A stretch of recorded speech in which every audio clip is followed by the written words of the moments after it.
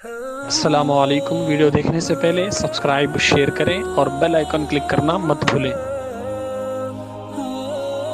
ہے تراوی اور تسابی سے مزین خوب تر، سحر و افطاری کی برکت پا رہا ہے ہر بشر، دولت تقوی سے سب کا ہو گیا تازہ ایمان، بولے خوش ہو کر رضوان مرحبا ماہ الصلاۃ والسلام علیک یا رسول اللہ وعلی آلک و اصحابک یا نور اللہ صلی اللہ تعالی علیہ وسلم۔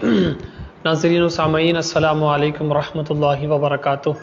الحمدللہ ہم روزانہ قرآنی معلومات کے حوالے سے یہ ہماری سیریز چل رہی ہیں اور اس ضمن میں بہت ساری باتیں ہم نے سماعت کی۔ آج کچھ باتیں کہ قرآن کو کیسے کمپوز کیا گیا، جو قرآن کتابی شکل میں ہمارے پاس آج موجود ہے تو وہ کب کتابی شکل میں اس کو بنایا گیا، آقا کریم علیہ السلام کے دور میں اس کو کیسے کمپوز کیا گیا تھا، اس کے بارے میں کچھ باتیں آج سنیں گے۔ حضور سید المرسلین صلی اللہ تعالیٰ علیہ وسلم نے اپنے مقدس زمانے میں اللہ تعالیٰ کے حکم سے حضرت جبرائیل علیہ السلام کے بیان کے مطابق قرآن مجید کو لوح محفوظ کی ترتیب کے مطابق صحابہ کرام کو بیان فرمایا، اور اس کی صورت یہ تھی کہ قرآن مجید 23 سال کے عرصے میں حالات و واقعات کے حساب سے جدا جدا آیتیں ہو کر نازل ہوا۔ یعنی آقا کریم علیہ السلام نے جو صحابہ اکرام کو ڈکٹیٹ کیا، وہ کون سے سیکوینس سے ڈکٹیٹ کیا، وہ کون سے ترتیب سے، کس طریقے سے وہ ڈکٹیٹ کیا، جیسے لوح محفوظ میں ہے۔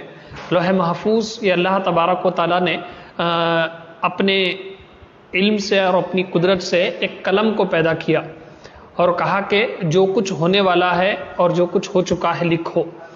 تو یہ لوح ایک تختے کو کہتے ہیں محفوظ، اسی لیے کیونکہ اس میں جو کچھ بھی لکھا گیا ہے اس میں تبدیلی، چینجز، ماڈیفیکیشن نہیں ہوگا، اسی لیے اس کو محفوظ کہتے ہیں۔ لوح محفوظ اسی لیے کہتے ہیں کہ اس میں جو کچھ بھی لکھا گیا ہے اس میں تبدیل نہیں ہوتا۔ تو اب قرآن مجید یہ اللہ تبارک و تعالیٰ کا علم ہے اور اس کی صفت ہے، کلام بھی اللہ کی صفت ہے، اور یہ قرآن جو ہے یہ اللہ تبارک و تعالیٰ کی ایک صفت ہے۔ جیسے اللہ تبارک و تعالیٰ ہمیشہ سے ہے، ہمیشہ رہے گا، ویسے اللہ تبارک و تعالیٰ کے صفات بھی ہمیشہ سے ہے، ہمیشہ رہیں گی۔ تو یہ کلام نازل 1400 سال پہلے ہوا، لیکن ازل سے اللہ تبارک و تعالیٰ نے اپنے علم سے جان لیا تھا کہ کیا نازل کرنا ہے، کب نازل کرنا ہے، کون سی آیت نازل کرنا ہے، کیا حکم نازل کرنا ہے، مکے میں کیا نازل کرنا ہے، مدینے میں کیا نازل کرنا ہے۔ یہ تمام چیزیں اللہ تبارک و تعالیٰ نے اپنی علم سے، اپنی قدرت سے اور اپنی شان کے مطابق پہلے ہی سے تمام چیزیں فائنل ہو چکی تھی اور وہ لوح محفوظ میں تھی۔ اب جب آقا کریم علیہ السلام کی بارگاہ میں حضرت جبرائیل علیہ السلام نے یہ قرآن کی آیتیں لا کر پیش کی تو آقا کریم علیہ السلام نے لوح محفوظ میں جو ترتیب ہے اسی ترتیب کے مطابق اس کو بیان کیا، اور حالانکہ 23 ایئرس کے عرصے میں، یعنی 23 سال کے ایک بہت بڑے لمبے عرصے میں یہ قرآن مجید الگ الگ ٹائم پر، الگ الگ حالات پر، الگ الگ واقعات پر، الگ الگ جگہوں پر یہ آیتیں جدا جدا نازل ہوتی رہیں۔ اب کس صورت کو کسی صورت کی کچھ آیتیں نازل ہوئی تھیں، پھر دوسری صورت کی کچھ آیتیں اترتی، پھر پہلی صورت کی آیتیں نازل ہوتی، تو کبھی کبھار ایسا ہوتا کہ پہلی جو آیت نازل ہوئی وہ سورہ اقرا کی، حالانکہ ترتیب کے اعتبار سے وہ آخری پارے میں ہے، سورہ فاتحہ بعد میں نازل ہوئی، لیکن سیکوینس میں نمبر 1 اس کو رکھا گیا۔ تو اسی لیے کبھی کبھار پہلی صورت نازل ہوتی، آیتیں کبھی بعد میں نازل ہوتی، مطلب جنرلی جب جو حالات تھے اس اعتبار سے آیتیں نازل ہوتی جا رہی تھی، لیکن سیکوینس نمبر 1 کون سی ہو اور نمبر 2 کون سی ہو، اور اس صورت میں کتنی آیتیں ہیں، آخر میں کون سی آیتیں ہیں، یہ تمام چیزیں جو ہے آقا کریم علیہ السلام نے بیان فرمایا۔ حضور پر نور صلی اللہ علیہ وسلم ہر بار ارشاد فرماتے کہ یہ آیت فلاں صورت کی ہیں، لہٰذا اسے فلاں آیت کے بعد اور فلاں آیت سے پہلے رکھا جائے۔ یعنی اگر کوئی آیت نازل ہوئی تو بولتے کہ یہ 4 سورے کی ہے، یہ 5ویں سورے کی ہے، یہ 20ویں آیت ہے، اس طریقے سے آقا علیہ السلام ڈکٹیٹ کرتے۔ चुनाचे वो आयत उसी सूरत में और उसी जगह पर रखी जाती। इसी तरतीब के मुताबिक हुजूर सल्लल्लाहु अलैहि वसल्लम और आप सल्लल्लाहु अलैहि वसल्लम से सुनकर सहाबा इकराम अलैहिम रिदवान नमाज में और तिलावत के दौरान कुरान मजीद पढ़ते। नमाज में भी उसी तरतीब से पढ़ते, और जब भी कुरान पढ़ने का उनका जी चाहता तो तब भी वो उसी तरतीब से, उसी सीक्वेंस से पढ़ते। कौन से सीक्वेंस से? जो आका करीम अलैहिस्सलाम बोलते कि ये 4वीं सूरत है, ये 5वीं सूरत है, ये 5वीं सूरत की 20वीं आयत है। इस तरीके से आका अलैहिस्सलाम डिटेल में बोलते। तो इससे ये भी बात पता चली कि मेरे आका अलैहिस्सलाम एक बेहतरीन टीचर थे, एक बेहतरीन उस्ताद थे, एक बेहतरीन मुअल्लिम थे। इसीलिए आका अलैहिस्सलाम ने फरमाया कि मुझे मुअल्लिम बनाकर भेजा गया। तो यही बात आज भी इस बात की ज़रूरत है कि जो मजहबी एतबार से जो लोग बड़े हैं, कि मजहबी एतबार से जिनकी कोई पहचान, जिनकी कोई आइडेंटिटी है, उन्हें भी चाहिए कि आका करीम अलैहिस्सलाम की इस आदत को अपनाएं कि सिखाना, अपने से छोटों को, अपने मुरीदों को, अपने मुत्तबईन को, अपने फॉलोअर्स को बाकायदा बिठाकर सिखाना, उनकी तरबियत करना, यह आका अलैहिस्सलाम की शान।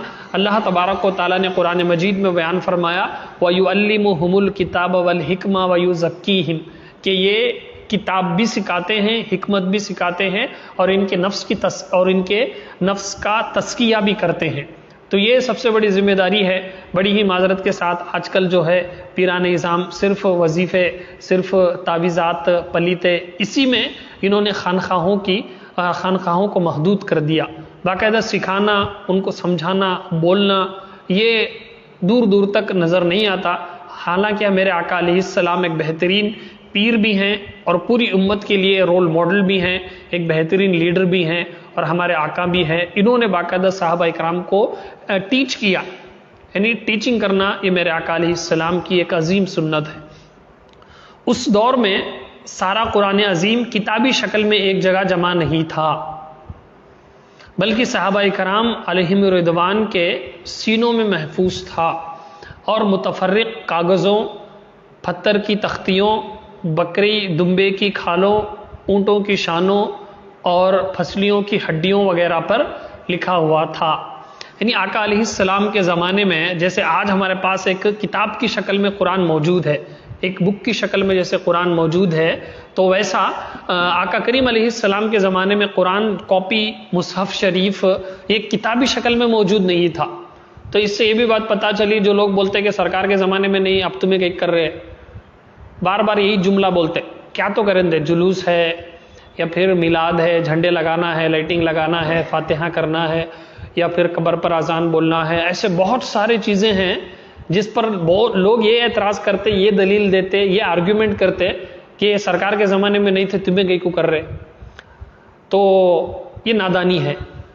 इसका जवाब ये कि जो कुरान पूरी दुनिया में मदरसों में, मसाजिद में आज जो पढ़ रहे हैं, वैसी कुरान किताबी शक्ल में उस ज़माने में नहीं थी।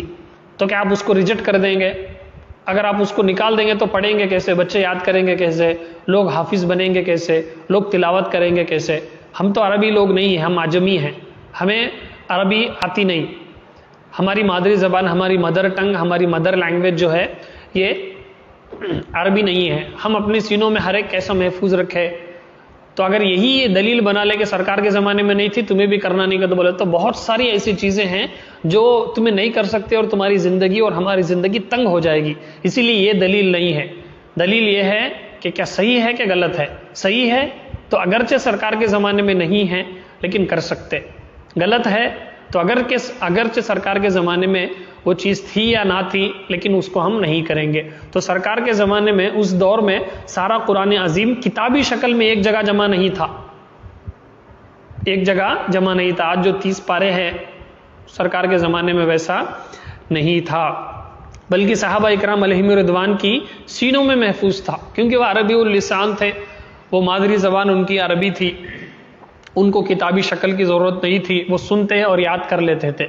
और सहाबा इकराम के दिल, उनके जहन इतने पाकीज़ा थे, हमारे जैसे वीक उनका मेमोरी पावर नहीं था, बहुत स्ट्रॉन्ग उनका मेमोरी पावर था, बहुत ज़बरदस्त उनका हाफिज़ा था। तो वो बहुत सारी चीज़ें सिर्फ सुनकर याद कर लिया करते थे। तो کیسے کہاں تھا وہ؟ متفرق کاغذوں میں، الگ الگ پیپرز میں تھے، اور پتھر کی تختیوں میں بکری دمبے کی کھالوں، اونٹوں کی شانوں اور پھسلیوں کی ہڈیوں وغیرہ پر لکھا ہوا تھا۔